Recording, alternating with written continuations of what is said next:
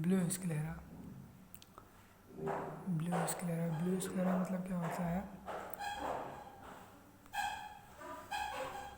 Basically blue sclera मतलब होता है कि जो स्क्लेरा है SCLERA,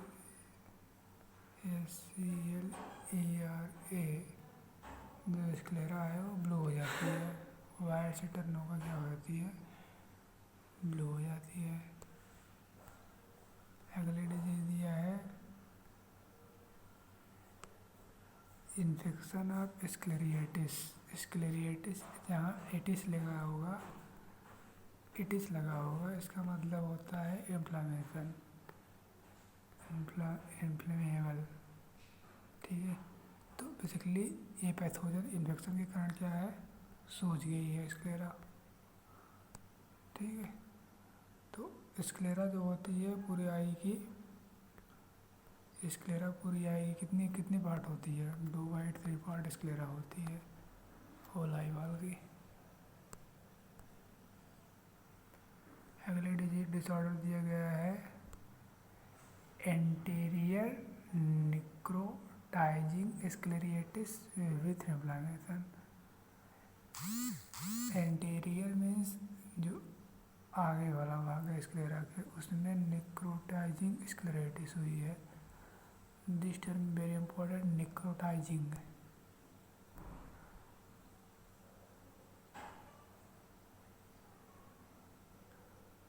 अगले डिजीज का नाम दिया है नॉन निक्रोटाइजिंग एंटीरियर डिफ्यूज स्क्लेरियाटिस।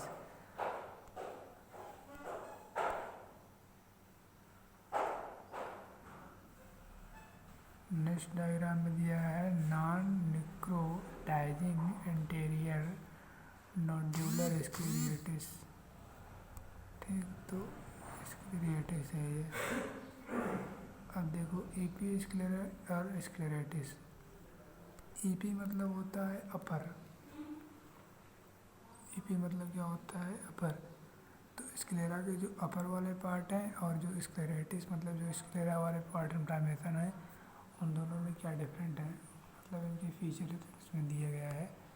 तो पहला पेज एज से रिलेटेड दिया है। यंग एडल्ट में ईपी स्क्लेराइटिस होती है, जबकि स्क्लेराइटिस जो होती है मोस्टली एल्डर फीमेल में होती है। पेन जो होता है एब्सेंट होता है ईपी स्क्लेराइटिस में, क्योंकि अपर स्क्लेरा में तो पेन एब्सेंट ही होगा। तो जबकि स्क्लेरियाटिस में क्या है, अगर स्क्लेरा में इन्फ्लेमेशन हुआ तो ये मॉडरेट टू सर्व करेंगी। अब कलर में देख लो, कलर में ईपी स्क्लेराइटिस जो होती है ये ब्राइट होती है, रेड या पिंक होती है। उसी जगह जब स्क्लेराइटिस होती है तो उसमें वायलेंसियस ह्यू होते हैं। अगला टर्म देखो लीशन। लीशन मतलब होता है लॉस। लीशन का साइनम्स होता है लॉस। तो ईपी स्क्लेरोसिस में क्या होता है? Flight away from the non necrotizing होती है, जबकि स्क्लेरोसिस में क्या होता है? राइजिंग में भी नॉन निक्रोटाइजिंग या निक्रोटाइजिंग होती हैं। अब कोर्स में जो होते हैं इस ईपी स्क्लेरोसिस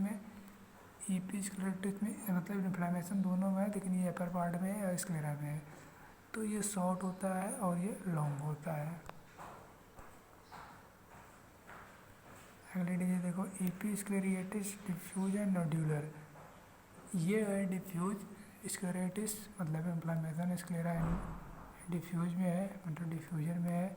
इसी तरह नोड्यूलर में नोड्यूल पार्ट पर है स्क्लेरा के, लेकिन ईपी स्क्लेरियाटिस है।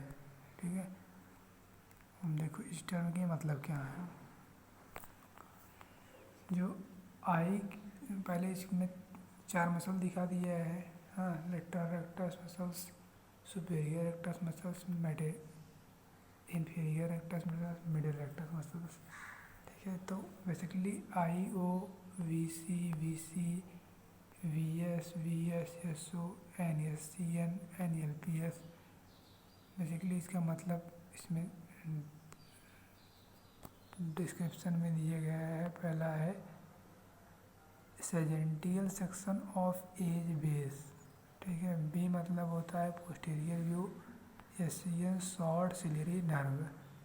यहाँ कहीं पर एससीएन लिखा गया है उसका मतलब होता है शॉर्ट सिलियरी नर्व।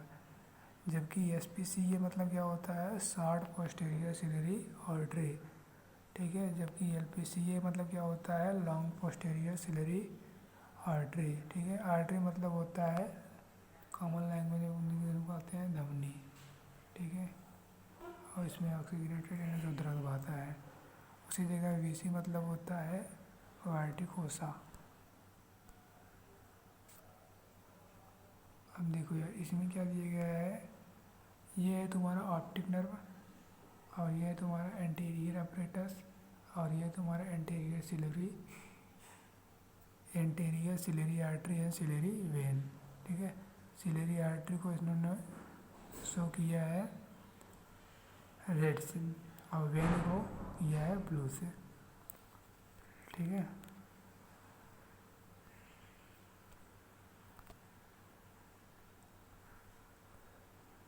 वेन को इन्होंने कैसे किया था, ब्लू से किया था। तो अब देखो यार, अगला इसमें क्या दिया गया है,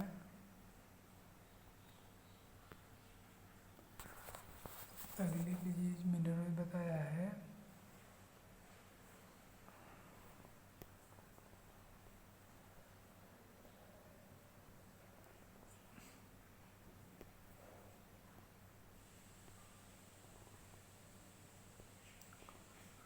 techniques of the keratoplasty, incision of dural cornea and is recipient cornea button,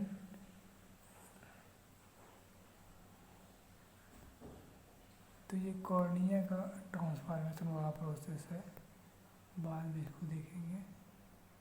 अगली डिजीज देखते हैं अभी, एंटीरियर स्टाइफाइलोमा, जो कि क्लिनिकल फोटोग्राफी दिया गया है।